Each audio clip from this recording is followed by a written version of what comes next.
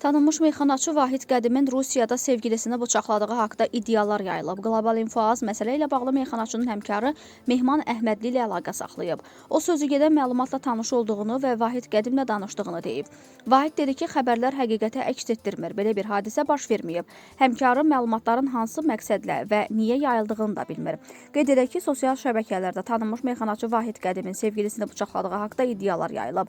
Bildirilirdi ki, o güya Rusiyada Raya adlı sevgilisini 18 bıçaq zərbəsi vurub. Xatırladaq ki, o illər əvvəl Cinayət Məcəlləsinin 178-ci dələduzluq maddəsi ilə təqsirləndirilib və Bakı şəhər baş polis idarəsi tərəfindən axtarışa verilib. Daha sonra onun Rusiyaya köçdüyü məlum olub.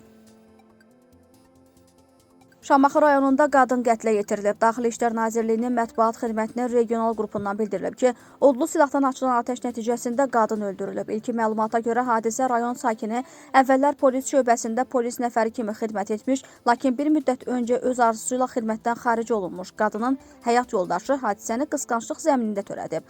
Qadının həyat yoldaşı polis əməkdaşları tərəfindən saxlanılıb. Qətl törədən şəxs 44 günlük vətən müharibəsində iştirak edib. O, 6 ay əvvəl ailə həyatı qurubmuş. Faktla bağlı Şamaxı rayon prokurorluğunda cinayət işi başlanılıb, istintaq hərəkətləri davam etdirilir.